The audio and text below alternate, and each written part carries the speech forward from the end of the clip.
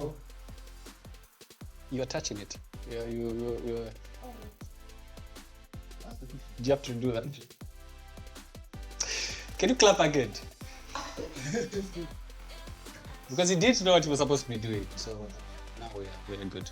Okay, now we're good. So Patrick, what did you get for your Valentine's this year? But why are you not answering the question? It's actually the answer. It's actually the answer. It's part of this. It's part of it. You just go out. Don't answer. Because it's not an argument with me. Let's go. Okay, boss. Can you cut? No, yes, okay. It's okay.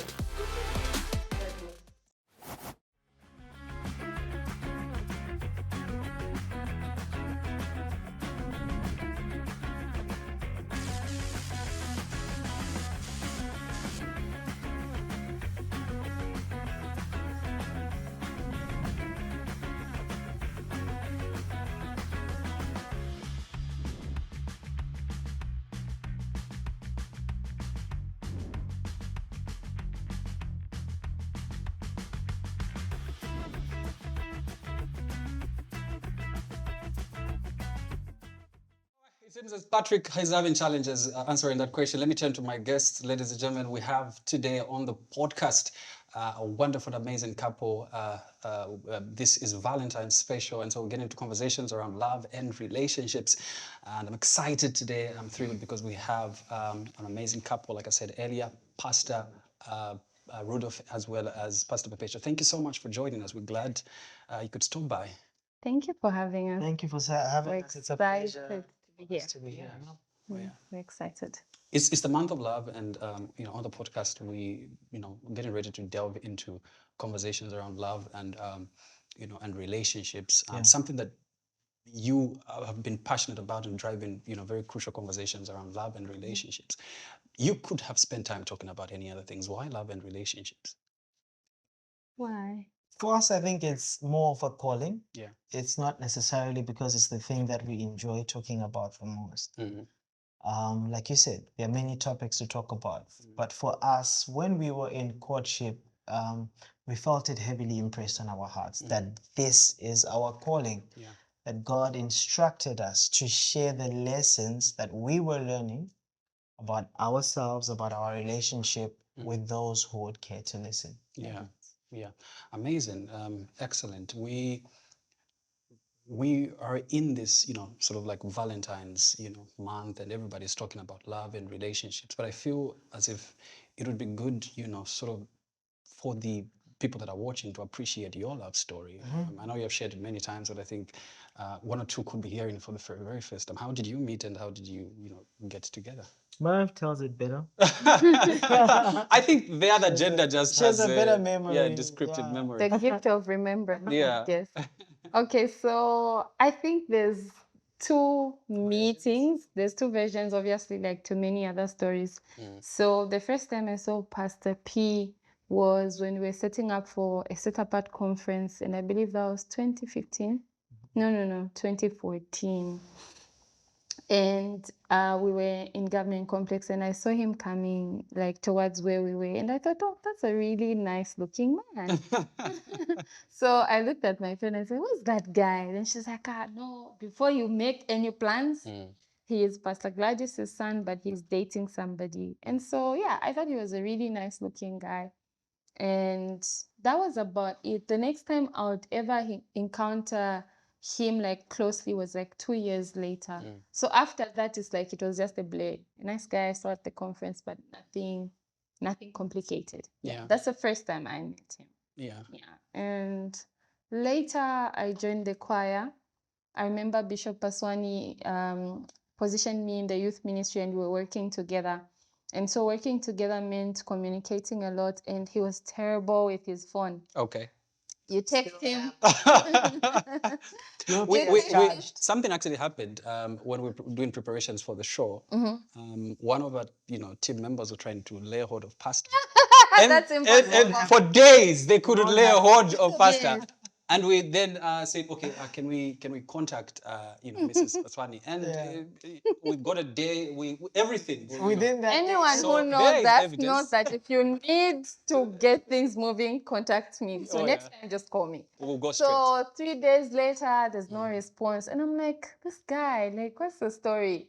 And so then I felt like the Lord was showing me that, okay, this person is not just a choir member, but more. Yeah. Right. And I remember the conversation I had with God to say, Lord, but I can't with this guy. For me, communication is important. Yeah. And for him, it doesn't even seem to be on the table. Right. And so, yeah, I tried to fight God. Then later he asked me out on a date on my birthday. And on the very first date, he asked me to be his girlfriend, to court him. He says, I want to court you with the intention of marrying you. I said, yes. Oh, yeah. That's my short version. Yeah. I like something that she said, the idea of you were very intentional. Yeah. You know, by the time you're going on the first date, you were like, ichini chikwati. Yes. You know, is that how important is that for men to communicate?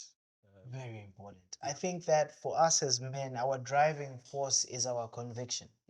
When you see a man doing something, it's because there is something burning on the inside of him that is calling him in that particular direction. But it seems like most men are comfortable having conviction about their business, about their career. They know the goals, they know the business plans. You know, this is what I want to do, right? Yeah. They've got a conviction about everything But else, in this even area- about their football team. Yeah. Right? Yeah. Manchester United is 10th on the log, but this guy is still They convicted. become prophets all of a sudden. Exactly. What they should do is they should just put this player and but when it comes to relationship, we forget that our driving force as men is conviction. And so it's so important that when a man is making a move, you must know, why am I doing what I'm doing? When I'm DMing someone, when I am approaching a lady, I must know, I must have a conviction. Because without that conviction, then there is a problem. If we have a situation where a man and a woman gets together and this man has no conviction about the relationship, you are literally set for problems. Because at the end of the day, why am I there? Why am I doing what I am doing? There has to be a conviction. And for me, I learned that when I looked at the Bible and I realized that from the very first time that Adam saw Eve, the man had a conviction. The man had a He revelation. started speaking in tongues. that is revelation, because remember the Bible says that he was put to sleep, right? And from his rib, God then created Eve. So how is it that when he woke up, he began to see bone of my bone, flesh of my flesh, before there were x-ray machines? So how did he know that the bone that is in her is the same bone that is was in in me, him? right? So that was speaking from a very deep place, because he had seen all the animals being paraded in front of him, but he never saw anything similar or even remotely close to what he saw when he saw Eve. Something in him jumped up, and that was conviction. Awesome, awesome. The debate that could be there, for most men is that, I don't want to move quickly. I probably want to take my time. I want to pray about it and know whether this is of the Lord. But one very important point that you brought out there, that before a man asks you out, at the back of his mind, he knows this is marriage or this is playing, right? Let me move to Pastor Perpetual quickly. As a woman, can you place a demand when you have this guy? I shared with you earlier on a story of a dear friend of mine who is in talking terms with this gentleman, and they've been going on dates here and there, calls are coming in, but he's not very clear about what he wants, and so she's in a place where, like, are we dating? Sort of like the $1 million question: what are we? Yes. Can a woman place a demand? Can she give sort of like an ultimatum of some sort? Okay, I wouldn't call it ultimatum. In fact, there's a masterclass we usually do called Access Code. Access Code was inspired on our hearts when we saw the number of women who were heartbroken because they were in love alone. Okay. So you think me and this guy have something, but he has not committed to anything. So you go on the first date it's a really nice date, you've enjoyed yourself. This guy is not saying anything. Second date, third date, fourth date, and now it's awkward to ask. You can't go back and say, oh, okay, by the way, we've had 5 dates, but what are we now, right? So when we are sitting in access code, what we're trying to tell people is it's okay to have the conversation of, I'm not saying marry me tomorrow, but what is your heart for me? Where are we going? What are we doing? Right? A lot of people will say it will chase the man away. If it chases him away, he never had a conviction about you. Yes. Because have you heard of people who said, I used to refuse, I didn't want this man. Like from the get-go, I said no. He persisted. What made him persist? It's conviction. Conviction. So when you place a demand, you're not being rude. You're not asking for anything unrealistic. What you're just saying is like, John, I like you, you like me. We've established that. Where are we going? What are we doing? Because anything without purpose is going to bring abuse. Next thing, you will be sending nudes to this person. Next thing, you will see him standing up in front, being introduced as being engaged to somebody else. Whilst you were in the imagination that you are a relationship. It has happened so many times. We've sat with so many people like, me, I thought we were something until I heard the announcement in church. So you're trying to avoid that. It's wisdom. It's wisdom. It's not being rude. It's wisdom. So it's important for the woman to place a demand. And I know people, our generation loves to grab offense. So placing a demand can be an issue. So let's break it down. Let's just say, you and I, you are asking me out. You're throwing your manifesto. Can I ask you a few questions? Where are you taking me? Where are we going? Because another thing we do teach young people is that if the woman is going to say yes to you, they must buy into your vision, right? So I'm buying into your vision. I believe you're going somewhere, but am I part of that deal? I learned the hard way on the power of placing a demand when I asked my then boyfriend to say, babe, like, what's going on? What are we? He says, you're not in my plans. Wow. I'm thinking of what papers I'm going to get, what investments I'm going to make. You mean I'm not in the plan? No, you're not in the plan.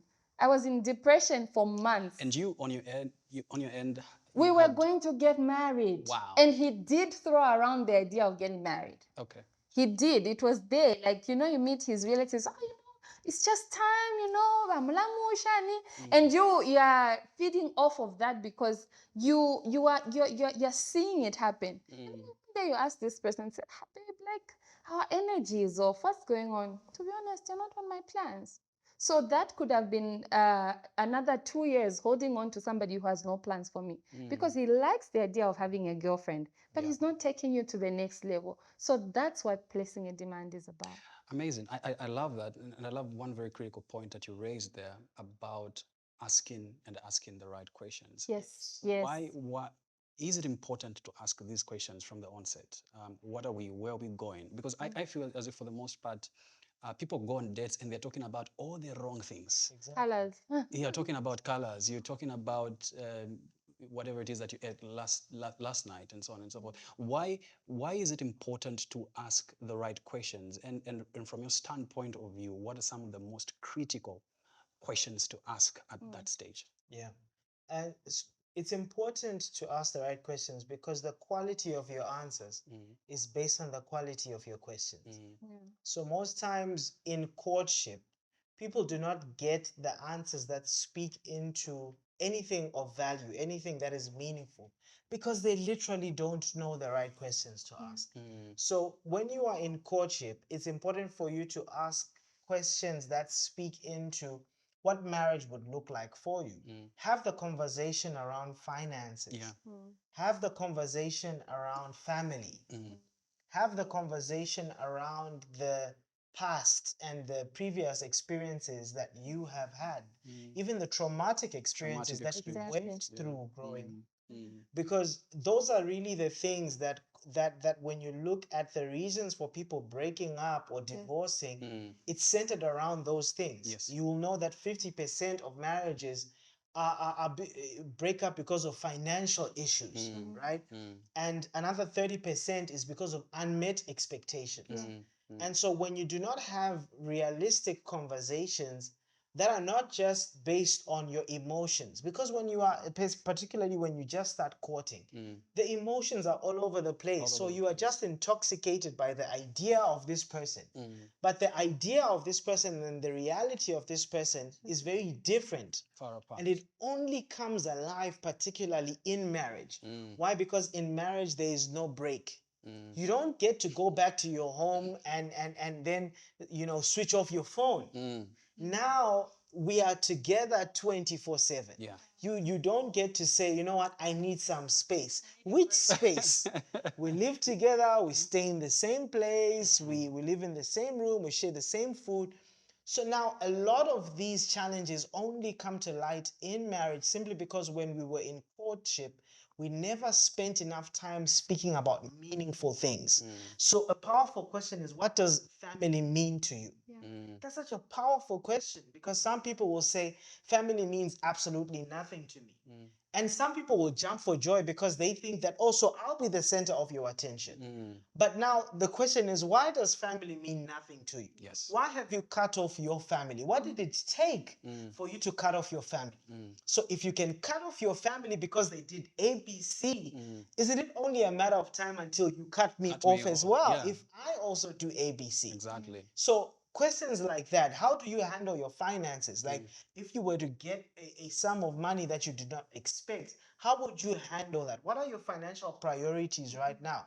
Where do you see yourself financially in the next 5 years? What are your current financial goals?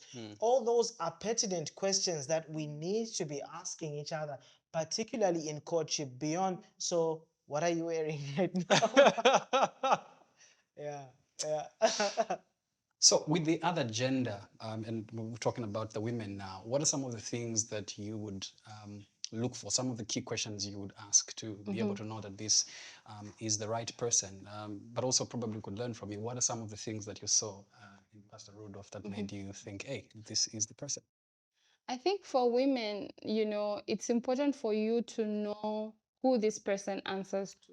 So if in every conversation, you can't really tell, who does this person respect? Who does this person honor? Yeah. And I know, like, our generation, we are so good at picking offense. So if we talk about, answer to your pastors, people say pastors don't know everything. Answer to your leaders. Hey, leaders are always like that. But the reason that's important is there's so many situations where people are now married and they have a crisis, but this man will not go anywhere, and you can't resolve this problem, the two of you. So every time you see a man who answers to nobody, just know you're in trouble. Because the day you have a crisis, there will be nobody to help you. Yes. Yes, the Holy Spirit can help you, but in that moment when you're all emotionally charged, you need an extra voice to come in and say, okay, here, let's try this like this. Now, I'm going to flip the script, because so many girls in the church have fallen victim under the church player. This guy knows what to say when they're within the four walls of the church. Okay. He's respected. He's the leader. He's the youth leader. He's in the choir. Like, he wields some power to himself. But when you're just the two of you, he's a complete freak. His hands are on your chest, under the skates. You're sexting. You're sending notes to each other. But within the four walls of the church, power. There's fire all over him. Okay. That man, you should be scared of him. Because if he can do that to you, who's within the same church with him, you feed off of the same doctrine, everything you've agreed, you should worry, because if he ever finds somebody who gives everything to him without questioning, you will be in trouble. Yeah. So you will be there, no, me and my boyfriend were waiting until marriage. He's getting some elsewhere. You'll be there, no, we're waiting, we're preserving ourselves. Pastor He has Perpetual, news in that his is phone. happening in the church. It is. It's not out there. No, not out there. Because we are born here. again. Okay, it's good we're born again, but I'm here to tell you that these things are Yes. happening. No, They're it's a reality, happening. yeah. It's a reality. And so it's important to know, okay, what are some of the things beyond just sounding right that make me question if this person is a person of integrity? I mean, we are youth, right? We are youth. Your body will act a certain way, but it doesn't mean you should fall for it. You know, the two of you know that purity is an issue, so you must fight together. But the challenge becomes, especially for people dating in the church, and I love that you asked, is this happening in the church? Because sometimes people are ashamed to say. Yes. They're ashamed to say, I'm in the choir. What do they think about me when they hear that we've been sleeping together, right?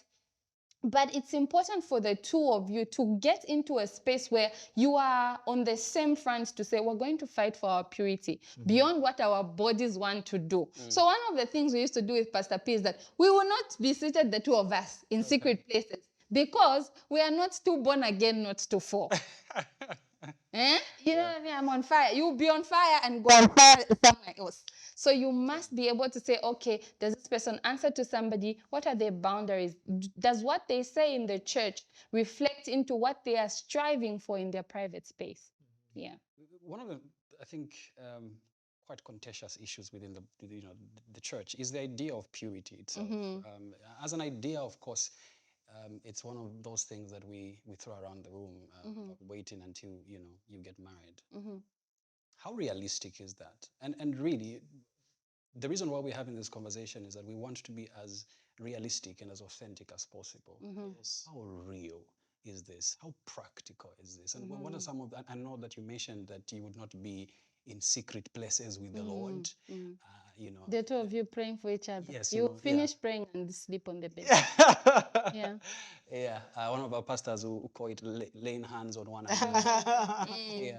But how realistic is it? And what are some of the things that you'd put in place? I know, like I said earlier, Pastor had mentioned that you would avoid being in places where you're just alone. Yes. I think it's an issue to touch on and have a conversation as authentic and as meaningful as possible, because yes, we talk about purity in the church, but I think we really haven't broken it down to how practical it is. What are some of the things that you can actually put in place? Because the truth of the matter is that people are failing to meet these standards, and probably because we haven't had conversations around practical steps that you can follow through. I want to start with Pastor there, and then we can move to Pastor Perpetual as well. Yeah. It's very practical, and I think sometimes we need to look at things from the end and bring them back to the beginning, because it's practical for us, because one of the things that takes up a lot of our time is postmarital counseling. Okay. Yes. And one of the major challenges that we see in postmarital counseling is infidelity. And when you begin to look at infidelity, that is the end. But the question is, how did it begin? When people begin to sleep with each other before they are married, what they're doing is they're training their appetites. You are training your appetite for forbidden things. You know very well that the Bible stipulates as a believer that this I can do and this I cannot do. But when you begin to fornicate and when you begin to have premarital sex, you are training your appetite for that which is forbidden. And so now you are married, right? And the Bible tells you that the marriage bed is undefiled. So it means that you can do whatever it is that you want to do with your wife on that marriage bed. But it's not forbidden. Now you have been training this craving, you have been training this appetite for 3-4 years, however long you have been dating. And now you are looking for something else that is forbidden to satisfy the appetite that you have generated over these years. So now you are no longer fulfilled with your wife. You are now beginning to look outside of your marriage because there is this thing that you have been training in yourself for such a long time. So it is very practical. Is it the easiest of things to do? No, it's not. But the honest truth is that many of the things that are worth having in life do not come to us by simply us fulfilling the desires of the flesh. If you were to wake up whatever time you wake up, whatever time you feel like waking up, chances are you will be fired from your job. Exactly. If you were to study any time that you feel like studying, chances are you will fail your exams. So there is a time when we begin to look at things from a realistic perspective and ask ourselves, so what is the end result thereof? If we are going to indulge in this thing, what is it going to lead us to?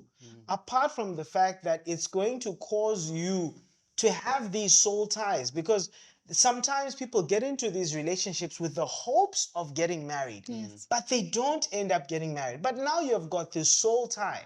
You have been sleeping with partner A, partner B, partner C. You eventually get married to partner D, but there is this part of you that is connected and still attached to partner A, partner B, and partner C because of how much you gave of them. How much of yourself you gave to them. You did not just give of your intellect, you did not just give of your emotions, but you also gave of your body. And it then created these connections that in marriage now you are contending with. Not realizing that whilst it looks like we're having marital problems, but I'm not really struggling with you. I'm struggling with the things that I exposed myself to that are now determining how I'm currently doing marriage. Oh, wow. So whilst it might look like it's not practical, because sometimes we attach practical to easy. But sometimes practical must be attached to the end result. What's the fruit thereof? If I'm going to satisfy myself these 5 minutes, 10 minutes, 30 minutes, because most people are not even trained on how to actually do what is meant to be done on the marital bed. So you are there spending your 15 minutes of pleasure, but at what cost? You are there beating your chest because of these 15 minutes that you thought I gave this woman or I gave this guy a time of their life. But at what cost? And only when you begin to get in marriage and now people are now asking themselves, but my wife is complaining, I'm not able to satisfy her. Because you trained yourself with the wrong mentality all these years and you thought that this is what was right. You thought that was practical. And another question that we get, I'm not going to say much, but another question that we get in this line is, so how am I going to gain experience? Right? How am I going to gain experience? I mean, I can't just go into marriage not knowing anything. And these are Christians. These are not Christians. out there. There are sentiments you hear, apart from that, the sentiments you hear that you have to test. Exactly. You know, sort of like test drive the vehicle. Yes. The other argument is we're going to, like you said earlier, we're going to get married either way. So, I mean, let's just go ahead and do it. There are a lot of debates and arguments that are sort of like facilitating for some of this, you know, illicit behavior. The ladies would, you know, argue and say, if I don't give him what he wants, he will go. What are your thoughts on that? My thoughts as a woman? Yeah, as a woman. I believe, first of all, I love that Pastor P has touched on the cost, because I believe that one of the reasons that a lot of people are frustrated when it comes to this area of purity, you know, abstaining and whatnot, is it feels like people are just telling you, don't, right? Exactly, yeah. But the cost is loss of virtue. Right? So virtue is everything that makes you who you are according to who God has called you to be. Now, when you start sleeping around, how many people can say that they were from sleeping around having sex and they were able to connect with God at a deep level? They were able to worship, lead worship, right? So there's something that you're losing beyond the natural eye. Now, as a woman, if a man says, me, if you don't sleep with me, I'm leaving, right? I will tell you that as a married woman, it's not all the time that we're having sex. So there's a period when you have a baby. There's a period when you have a baby, your body is not at its best. It's actually shattered. It's just waiting to be repaired, right? What happens in those 6 weeks? If he can't control himself now to preserve you, what happens in those 6 weeks? Because I have heard of married women who said, my husband says it's now or I'm going somewhere else. So the demands don't end. So if you give in now, you're telling him that you can always get what you want. But now if we're going to look at marriage according to God's standard, because I believe marriage is God's idea, right? The husband is only compared to the relationship that Christ has with the church. Exactly. Christ did not come placing demands. In fact, he gave himself up for the benefit of the church. Another example we see of what men should really look at now in terms of the standard of the man, Joseph did not know Mary. She was pregnant. He did not know her. The context in there is that he never slept with her. So if this man can't control his appetite, listen, life happens. Maybe you have to work out of town. Will he travel every night to come and get some? So it's beyond saying, if I don't get it from you, I'm going to get it. In fact, you should worry when someone says, if I can't get it now, I'll get it elsewhere. Or if I can't get it now, I'm going to find somebody else. Their heart is not for you. Yeah. They are not really sold out for you. They're not convicted about you. And that's why you see conversations like, no, men are like that. Just do what he wants. You're going to get married anyway. Think of it like this. The way the marriage covenant works with married people and the way we are exposed as a single people looks like this. As a married person, if I know my husband, that's giving glory to God, right? As a single person, without the cover of the covenant, what I'm doing is worship. But who am I worshiping to? That's the question. Right? And so we can have all these conversations. No, you must test, you must see. Life is spiritual. And most of the costs of premarital sex are so deep that we only see the results years later. You know, and so if the person can even say such things like, okay, if I can't get it, I'm getting it elsewhere. There's no telling what they can do when you're not there. What happens when you're sick? Those are the husbands who leave the wife in the hospital, go sleep with a prostitute. Because they never train themselves to have self-control. So it's not even a matter of, is it realistic or not? What are you sitting with? You as a man, what is your purpose? What are you doing here? You see, Christ was so clear about his purpose that death was not an issue. As a husband, or even a husband to be, what is your purpose? Because I believe the reason people do certain things is because, for a start, they don't even know why they're here. They don't even know why they're in this person's life. You know, they don't even know what God wants them to do in this season. So instead of, you know, pursuing growth in the place of the secret place, right? You want to feed the flesh. And the honest truth is that if we're going to grow, if we're going to cause impact in the world, we must grow like this first, and then the impact goes like this.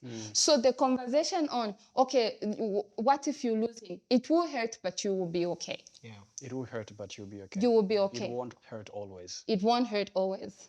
And I think sometimes people think that when the pain is intense, I made a mistake, I should go back, I should just give in. Do you think that is one of the reasons why people are in toxic relationships? Yes. You're staying in the relationship because you do not want to deal with the pain of letting go. Yeah, of letting go. That's partly the reason, but also there's something in that chaos that they relate to. So sometimes people bond on the account that they're both broken. So your bondage and my bondage, they relate. So we're going to be in relationship. My dad was never present. This guy has daddy issues. Maybe we can do life together. We understand each other. We love each other. So it's not even that you're staying in the toxic relationship because you're afraid of the pain, but maybe because you relate at the level of your limitation. A few weeks ago, the vice president was commenting on the high level of divorce, you know, coming out of 2023. I think, if I'm not mistaken, close to over 35,000, around 36,000. 36, yes. Let's get to you, of course, find, you know, this man or this woman getting to the relationship. What does it take to nurture a solid relationship? So you have been married for the last 7 years. Yes. What has it taken for you to come this far? Yes. Yeah. I think the first thing is choosing well. So even before you speak of now we are married, but the question is, have you chosen well? Because sometimes in postmarital counseling, we find people trying to get us to fix things in marriage that they should have fixed in courtship. Okay. So 50% of the work is choosing well. That's why a lot of people who are single think that being single is a burden, being single is a curse, not realizing that being single is a season of purpose. It's a very productive season. Yeah. But if only you see the value in your season of singleness, realizing that in your season of singleness, you have the power of your yes. The power of your yes lies in your season of singleness. So you choose who you get to be. So the person you get to marry is the highest display of your wisdom. So if we want to see your wisdom in display, we look at the person that you're going to choose to marry. Because now this is the one decision that you are gathering your friends, your family, your colleagues, and saying that all of you, I want you to gather together and see my wisdom in display in the person I've chosen to spend the rest of my life with. So the first part of being able to handle the ups and downs of marriage is choosing well. And once you have chosen well, now one of the things that we teach is it's important for you to continue to choose each other every single day. So Most it's people it's something you continue doing deliberate every day. choice. Every single day. Most people think that I do ends at the wedding ceremony, not realizing that I do is an every single day choice. You wake up on Monday, You I wake do. up in the morning and you say I do. Oh, great. You go to bed at the end of the night and you say I do. I am choosing you. I am intentionally asking myself every single day, how can I serve you? How can I make your life better? What can I do to make your life easier? Those are the questions that we need to be asking now. The beauty of marriage is when there are two people who are both asking each other the same questions. She's asking, my love, how can I make your life easier? And I'm also asking, how can I make your life easier? So marriage becomes a competition, but it is a competition of who is going to outdo the other in loving the other person, who is going to outdo the other in doing good for the other person. So it's not a competition of who's right, who's wrong. It's not a competition of pride, but it is a competition of out-serving each other, out-loving each other. And when you find two people who are having that type of mindset, you find yourself weathering the different season of marriage. Amazing. I've heard a couple of times that unmet expectations. One of the reasons why marriages and relationships fail. Would you like to speak to that in as far as, sort of like nurturing that relationship? When you get in, there's this perceived idea of what marriage looks like. And I think you mentioned earlier on that people think you get into marriage and well, for the believers, because you're told, sex before marriage and not eat. So That's what you're when you getting get into. married is, I don't know what word I will use, but there are these expectations that people, Like that's what you'll be doing every day, Yeah. quenching that hunger. It doesn't happen like that. Yeah. So let's speak to that idea of expectations and what some of those unrealistic expectations, probably from your own story when you married pastor and you got into it and you're like, okay, this expectation has not been met, and so we need to begin to readjust. Okay, so first of all, I think one of the things that is destroying our marriages is the idea of what marriage is on social media and what marriage is in real life. In real life, right? yeah. So there's so many people who are expecting that the groom, when I'm walking down the aisle, he should cry. They should be weeping. He should be weeping because I'm the most glorious thing he's ever seen. Somebody was actually telling me that the fiancé tells him, if you don't cry, I'm going back. They need more counseling.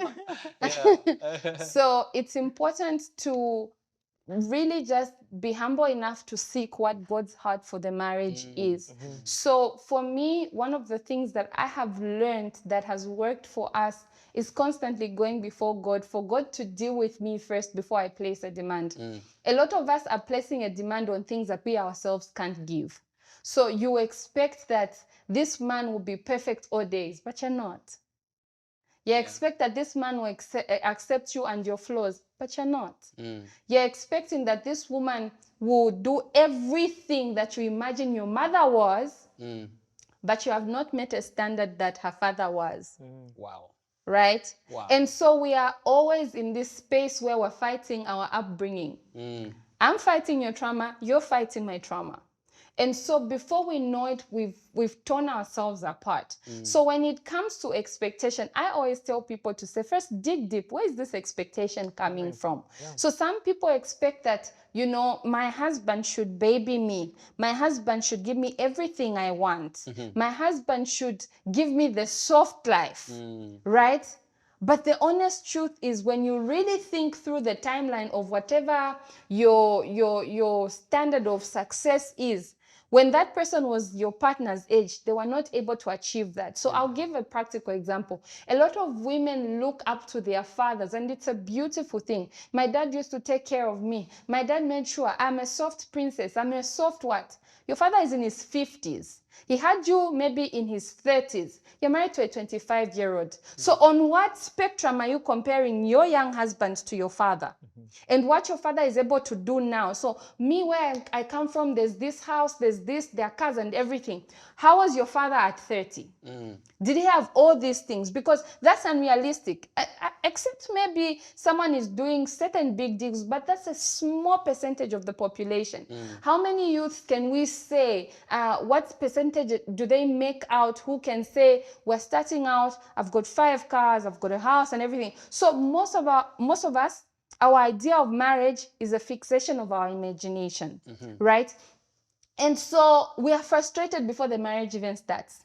We are already, we're already out before it starts. So I remember one time I spoke to an older man. I said, look, why do you think our marriages are failing? He said, divorce is on the table from the get-go. So we say, Rudolph, if you don't do A, B, C, I'm out. But if you look at marriage in its full context according to God's plan, it's a covenant. It's not a contract. So if I choose you that you're going to be my husband, whether I think you're foolish or not, this is our foolishness together. I must submit to this because I chose this, right? And even for the men, it's the same thing. If you choose this wife and your wife is out of order, both of you are out of order, so we're constantly choosing each other because that's what marriage should be. It's up to death, right? Right. But most of us, to be honest, even when you ask people and they're getting married, if we were to do a random crazy test and ask people to say, are you submitting to everything? First, we'll argue about submission. It will take us the whole day to agree on what submission is.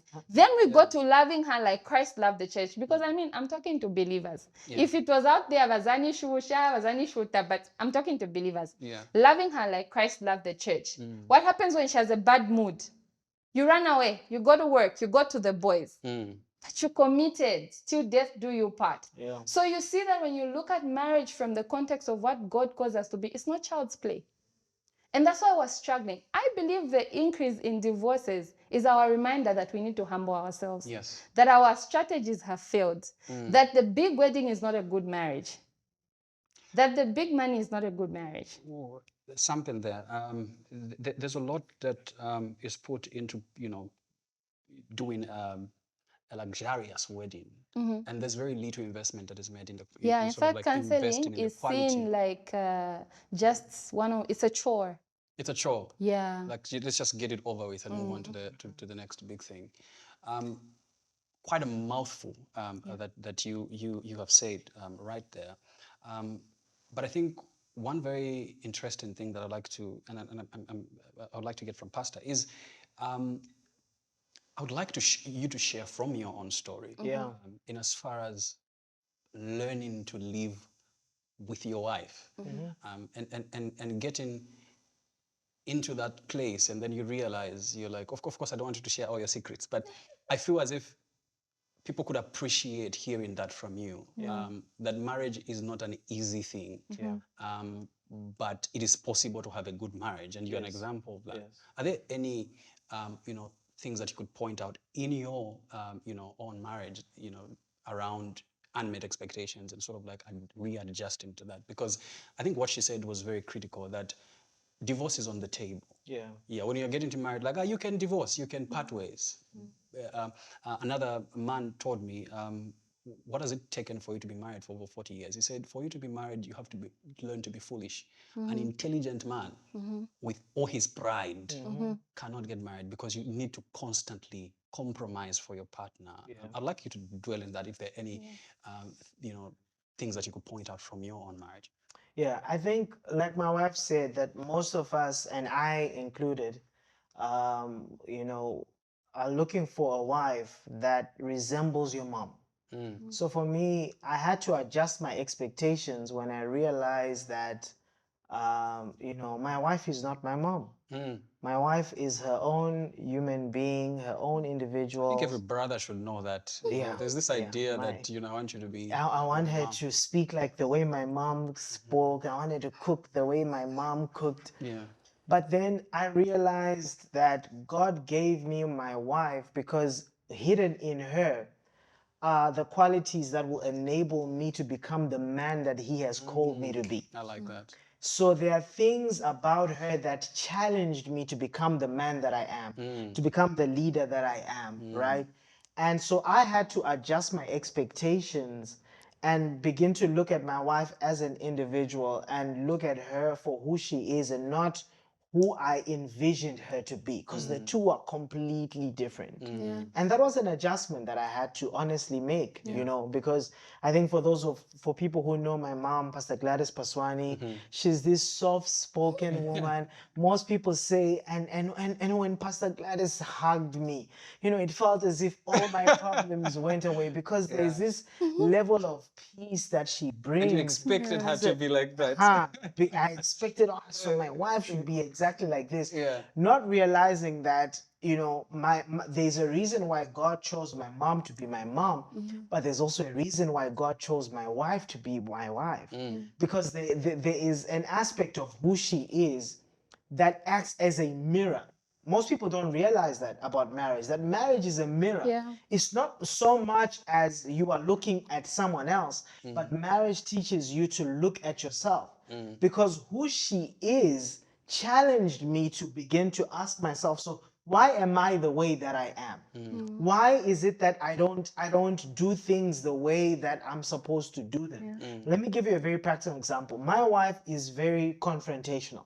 Okay. Right? My wife is not the type of person who, if something happens today, she's not the type of person who will discuss it a week later. She's ready to If go. it happens today, we must discuss it today. Yeah. Whereas with me, I'm different. I can let things simmer. I can leave things, let them be when the time is right, type of thing. Yeah. But not knowing that God was calling me to become a leader in so many aspects, whether it is in ministry, in profession, right? And as a leader, I had to learn that when something happens, it must be dealt with there and then. Because you can imagine if on a professional front, something goes wrong today, and you leave it 1 month and then you are addressing it. But where did I learn that? I learned that from my marriage. I learned that from my wife. I learned that in marriage, in the confines of marriage, you can't sweep things under the rug. So indeed, there are adjustments that needs to be made when it comes to the expectation that you had of this dream, of this fantasy that you had, and what marriage is really, truly about. That is very profound, Pastor Rudolph. I want us to delve into, earlier on you spoke about how that most people are in toxic relationships. When I talk about toxic relationships, it's relationships that could be abusive, whether verbally or physically, and you could sort of like extend that conversation as well, as in marriages. I was telling a friend of mine that some few years ago we heard of a Nigerian singer who died, and later on we heard that it was because she was in a very abusive marriage. I know that as Christians, as believers, we don't want to touch this topic because it's quite very sensitive. How much is too much for you to let go of a relationship? If it's abusive, if it's a relationship that might kill you, because I feel as if there's an idea that God hates divorce, but how much is too much? Because I'm thinking, I'm like, this lady had to die for the church to begin to have this conversation. Okay. So, first of all, every time I hear that conversation, I think that sometimes we're unfair on the church to say that the church had to speak up after, because she's the one who was sleeping with that man in the same bed. Okay. So, one thing we teach people is that if there's physical abuse, get help. There's nothing to start running around about, get help. And the reason it's like that is because when you get help, it puts this person to an accountability check of some sort. So if somebody is beating you, there's nothing to discuss there. You're in danger. There's no telling how far they can go. Right? Now, sometimes people are in toxic relationship and it's deeper than meets the eye. So I've heard of families where they're telling their person, leave this person, you're not safe. the person won't leave. There's another lady who was killed in the States. She was married to a Ghanaian pastor. Okay. And one time he beat her up, and her siblings came to take her, and she refused to go with them. And he left her in the house. Before he left this house, he says, I'm going to kill this woman. And honestly, he did kill her, right? He shot her. Wow. He shot her right in front of, I think, her office or her parents' house.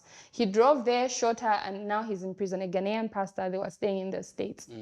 There's a place that every one of us needs to get to where you say, away from this, I'm not sitting for this. Like there's a boundary. There's a boundary that determines what you're staying for and what you're not. Because to be honest with you, nobody can drag you out of a marriage that you don't want to leave. They can take you home, you will drive yourself back. You'll go back. In fact, they'll tell you, no, stop this. You'll put them on social media. They're jealous of our marriage. As we love each other, they just don't understand. You know what I mean? Yeah. So if we're going to break the cycle of the toxic marriages or relationships, first of all, there's healing that needs to happen within you. What is it that makes you think it's okay to stay here?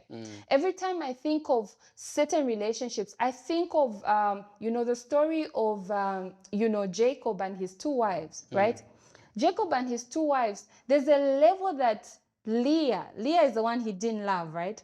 There's a level she related to the crookedness in him that reminded her of her father. Wow. Right? And so most of us, we want to break people away from a bondage that they relate with. Yeah. They love it here.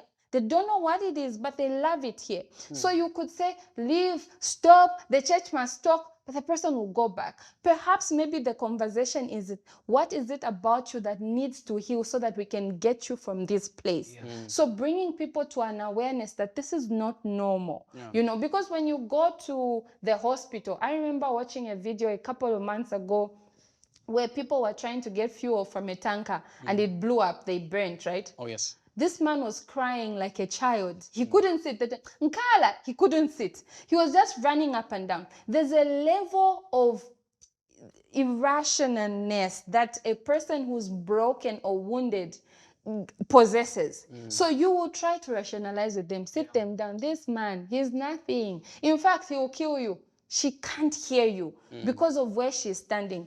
I wear specs. If I am not wearing my specs, trust me, if you write something on this wall, I can't see it. No matter how much you spell it out for me, if you tell me, read it now in your own words, I'll copy what you said, but I can't see it. So if you're going to help me, give me the specs. Then I will read. So if we're going to take people from toxic spaces where they feel like it's okay, perhaps what we should be changing in them is the perspective, leading them through a healing journey to say, okay, it's understandable, you can relate to this pain, but you can also heal.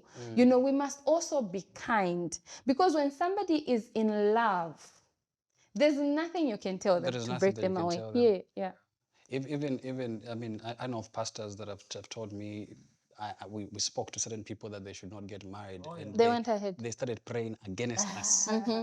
Or they'll move from your church. They'll marry somewhere else. Yeah. They will. Pastor, would you like to add to what Mom said? Yeah. I think it's important that we realize that, there's no way that God can put the ideology before the person. So in as much as God hates divorce, and it's true, but there's no way that God can hate divorce more than he hates death. So it's important that if you are in a space where you feel unsafe, you have to talk to someone about it. If this person is laying their hands on you and beating you, you have to talk to someone about it. And if this person is unrepentant, if they're not willing to change, because some people have grown up believing that, for me to beat you, it means that I love you. Yeah. And some people, we have heard of instances where someone says that this man doesn't love me, he doesn't even beat me. So if abuse, if there's physical abuse in a relationship, it's important for you to talk to someone, get help, because sometimes it's the other person that needs help, but also sometimes it's you that needs help, like my wife is saying. You need healing. What is it about this scenario that you find comfortable? Yes. So yeah. So we're in the month of love, and everybody else is, celebrating love Christians, there's this debate whether, you know, we should celebrate Valentine's or not, whether it's Christian or not Christian, but it's an opportunity to celebrate love, to celebrate family, to celebrate our spouses and so on and so forth. But there's been for the longest period of time this narrative around, you know, Valentine's. It's been commercialized. Yes. There are a lot of ungodly things that happen on that Yes. particular day. What is the perspective of the Christian? What should it look like?